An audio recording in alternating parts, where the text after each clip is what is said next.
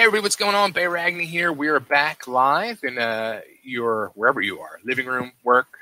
We're in your face. We're on your phone. We're on your laptop. We're on your iPad, wherever it may be. We're here. I have another special guest with me that we're going to be talking to in a few seconds. But first, just got to say today's show and all of our shows is brought to you by Next Home Brandywine in Downingtown, Pennsylvania. Our good friend, Mr. Dan Pizzi, and his team of professional realtors. They provide you, whether you're a seller or a buyer, they're going to provide you with guidance, knowledge, and the information to sell or buy your home. Go to nexthomebrandywine.com for details and to contact an agent.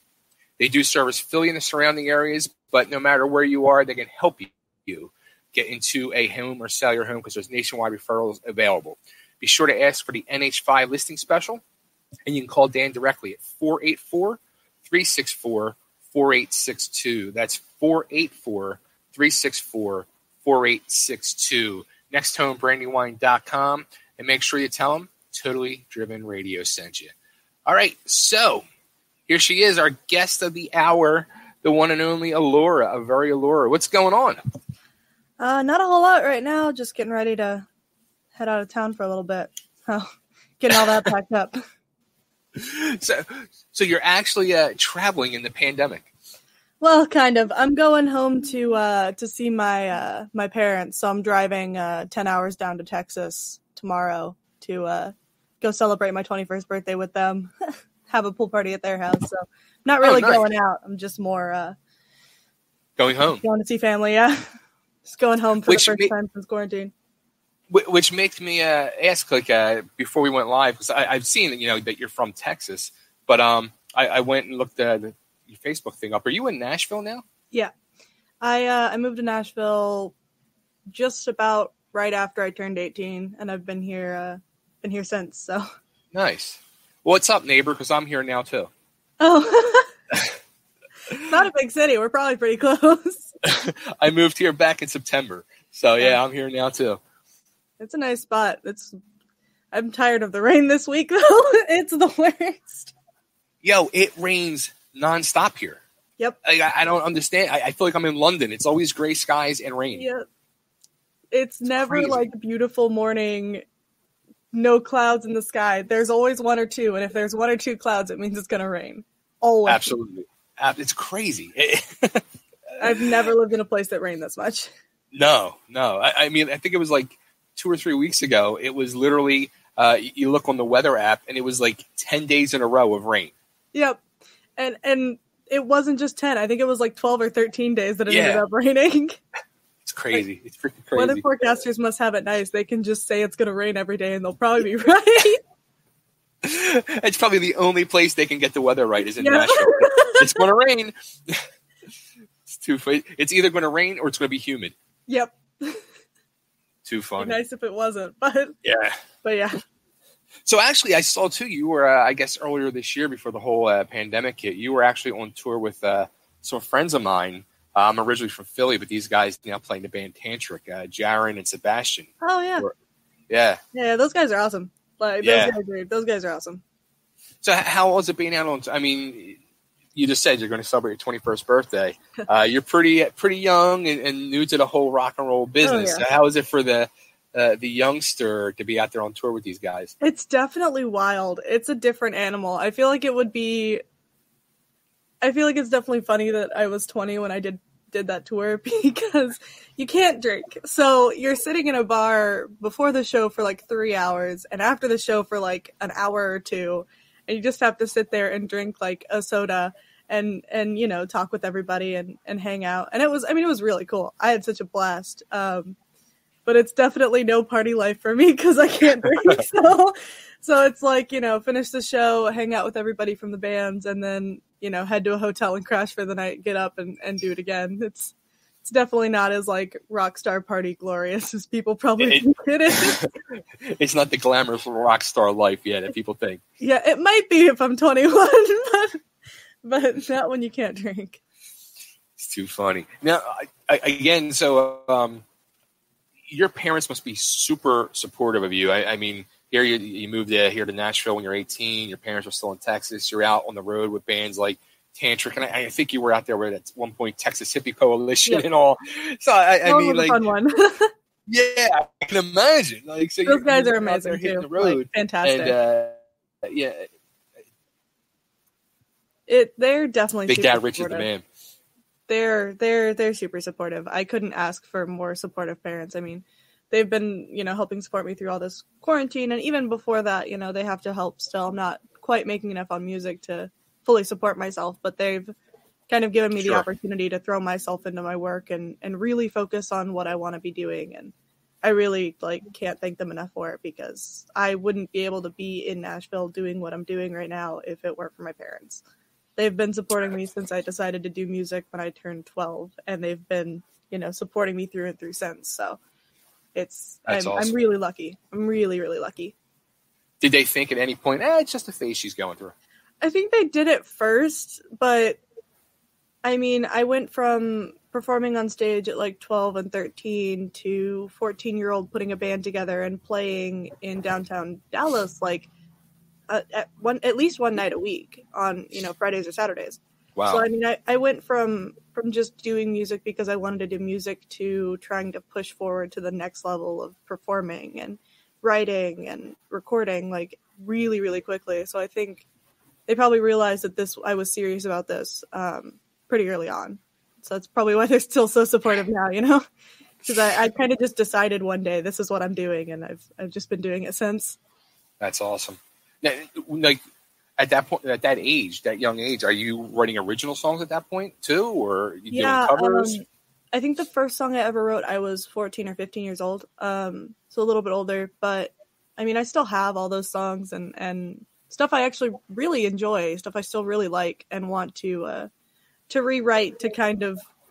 There's words that are clunky and phrases that don't quite work right, but the feeling is there and the idea is there. So I really want to just take those and rewrite them and even if it's not produce and put them out there, is play it on my guitar and post it out there for people to see, where I came from. The first song I ever wrote, I thought it would be really fun to do that, but I have to take the time to decipher my 15-year-old writing.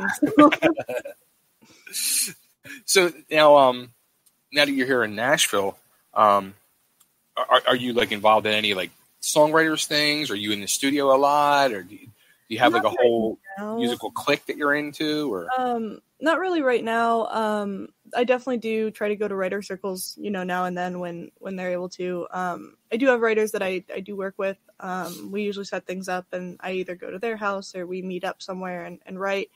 But I mean, right now it's really hard with all of this going on, So I'm actually right now trying to reach out to, a lot of my older friends that I grew up with back in high school. Funny enough, because the ideas we came up with are some of the most wild and out there, but I kind of love them. So I feel like right now I just want to write with my friends that know me so well that they can finish the story that I'm trying to tell. Nice. Because you don't have to be a singer or a guitarist to write a song. You don't. Right. You need to be, you just need to be able to tell a story and articulate your words well. And so I don't, I feel like it might be kind of fun to do a bunch of writing with my friends instead of writers for once, just to see if something really interesting comes of it. Sure. Now, going back to your parents real quick too, your musical style is kind of more classic rock, we'll say, classic hard rock. Were your parents big music fans? Is that what kind of inspired you to go down that path? Or when I was a kid, my mom listened to contemporary Christian in the car on the drive to and from school all the time. And my dad is a diehard, old school country fan. But when I turned 13, we went through a bunch of my dad's old stuff, and he had a bunch of records from the 70s. And, there was Styx and Toto and Aerosmith and all of that good stuff. And I was like, hey, Dad, I want a record player for Christmas. And so somebody got me a record player for Christmas. And I remember the first album I listened to was Toto's first album, because I thought it was cool because it had a sword on it. And I kind of just fell in love with that genre and that style. And just, I still love it to this day. Those are songs that are forever on my playlist. And I listen to them almost on repeat. That's awesome. Just, to me, it's just my favorite. That's sure. what I love. Sure. And you know, my mom and dad do really love music. They're all over the place with what they like. And so whenever, you know, I got those records, it just kind of solidified it. Okay, well, I like rock music. Now I like it even more. So this is what we're doing. So what do they think of your musical style? They like it. They do. I like that a lot of the songs that have been released, especially the last couple, a lot of those were written when I was, 16, 17 years old. I was still at home. I hadn't moved out yet. I was still in that phase of my life when I wrote those, even ones that I wrote when I was, 18 years old. I was still in the mindset of, I just got out of, school. I'm living on my own. Like, I was in that phase of my life. So when we recorded them, they're kind of tongue in cheek a little bit with their lyrics. Obviously, I mean, I wrote a song called "Mama, Don't Make Me Go to School." Like, they're very tongue in cheek, and my mom loves them. Every once in a while, I'll be talking with my mom, and she'll get it stuck in her head because I'll say something, and then she'll start kind of, humming along or singing it, and it's. I love it. I love that they like my stuff. It makes me really happy that my parents are, That's so awesome. supportive and proud of what I'm doing. Yeah, I'll tell you what, you and I've, from doing this show for, it's going on 8 years now, and interviewing a lot of people, especially younger artists like yourself. Like growing up, when I was, really wanting to pursue a musical thing, like 15, 16 years old, my mom thought I was nuts, and I had zero support. It was constantly like, stop, just put the guitar down, stop wasting your time. There's a million people in every street corner trying to be a star. You're never going to succeed. And that's what I got. So when I hear stories like this, it's like, wow, that really exists. It's a beautiful thing. Yeah. My mom, I did ask her at one point, why she, was so dedicated to support me in this. Because my dad is super supportive, but my dad's very realistic and really wanted me to go to college just in case, something didn't go right with music and I had something to fall back on. Because pushing everything into music is really risky business. But sure. But, he 100% supports me through and through. But my mom said that she really wanted to support me in this because she wanted to be a dancer. And, her parents weren't super supportive of that. And, I love my grandparents. They're great. My mom is a fantastic businesswoman, like terrifyingly fantastic at what she does. But she wanted to be a dancer. And because she couldn't pursue that, she wanted to, help support me in my dream instead of pushing me to do something else. Because when I was younger, if they hadn't said, yes, you can do music, you can go take vocal lessons and all of that, I probably wouldn't be doing music. I was really passionate about it and wanted to do it, but I wouldn't be doing it full time without their support, at all. I would be working, 1 or 2 jobs. I never went to college. I barely finished high school. I almost dropped out. So I'd be struggling to get along doing it on my own. So I'm super fortunate and super, super lucky for my parents. And I am more aware of that than ever as I got older, like just how lucky I am to be able to do this. That's awesome. Now, how about the new single, Elevated, which was actually a song you wrote when you were 16 about a breakup, which makes me think, right away I thought to myself, does the kid know that this song is about him? And does he feel special now? He might. A lot of the stuff in the song is exaggerated. Our breakup was kind of just like, you live too far away. Okay, bye. Like kind of thing. It wasn't serious, but we had dated for a year and a half, which is a long time when you're 16, Right. And I was really upset about it, but at the end of the day, that song just boils down to, I broke up with him because I thought he was boring. Like, I just thought he was so boring, and so we broke up. And I'm sure he might know it's about him, but he might not. I don't think he would even care. So I guess you haven't heard from him then. I mean, I haven't heard from him since we broke up, and that was so long ago. Like, we're still friends on Facebook and stuff. Like, no hard feelings. I just was a 16-year-old who wanted to write a breakup song, and I was like, I just went through a breakup, and I'm kind of mad about it. So we're gonna do that. If I wrote that today, it would be probably a little bit funnier, just because looking back, that was it was so dumb, But I really love that song just because it's, it's pretty fun to just think back on like high school relationships and how ridiculously serious I took them, even though I was like 16. Now, how about the video for it? How was it filming the video?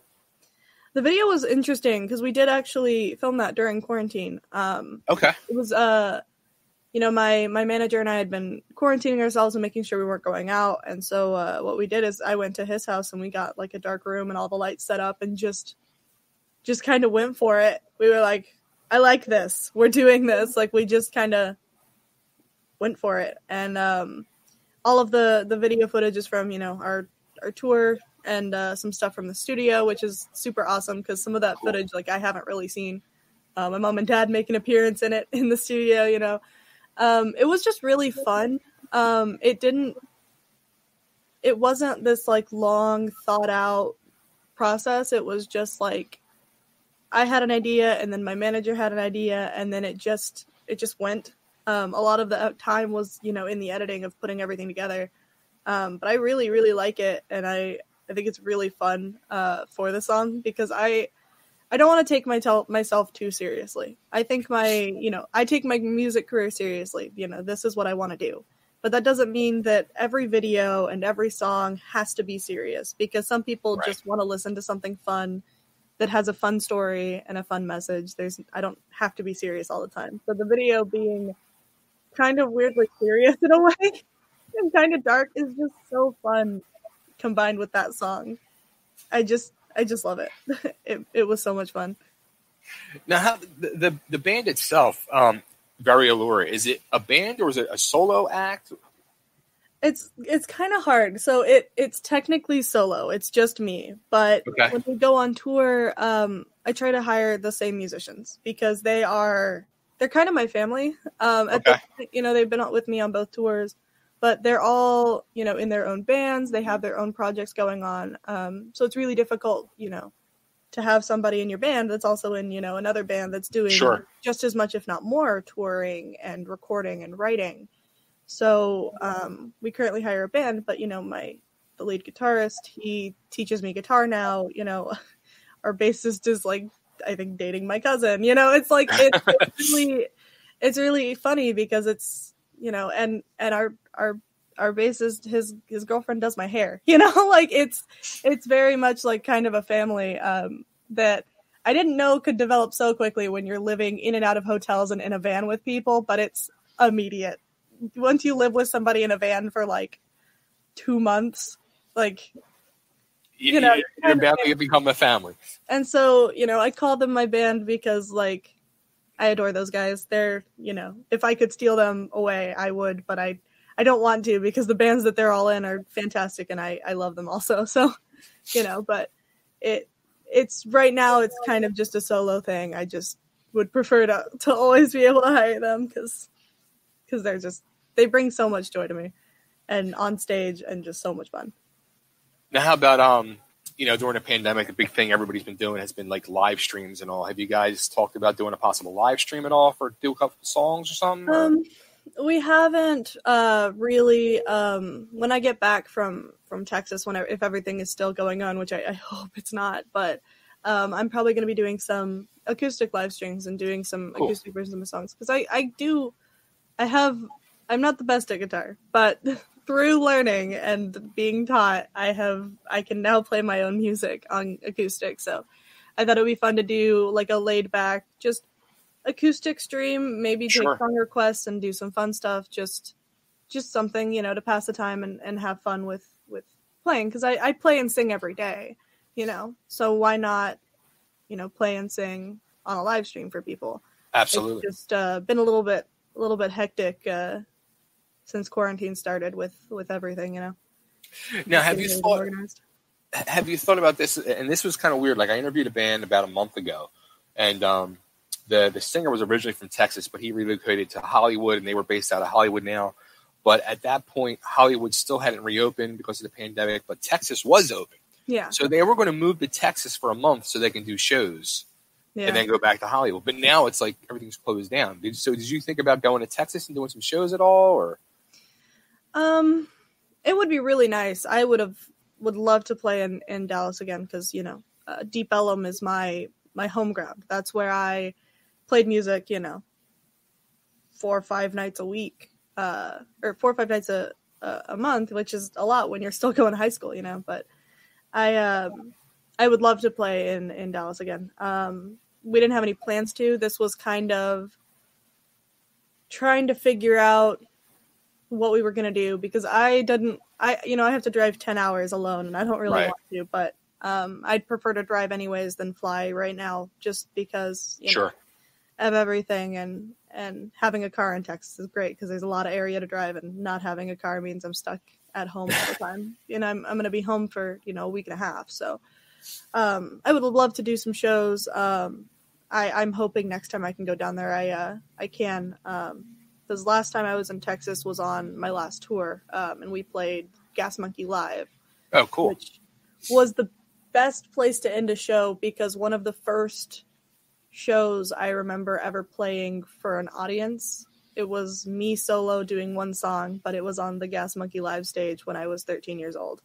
Oh, wow. Singing Fences by Paramore. So ending the tour on that stage was just awesome. Like, it was awesome. Like, oh my God, I cannot believe, I'm back here and there's more people and I have a band and I'm playing my own music. Like, it just hit me all at once that night that, like, oh wow, like this is happening.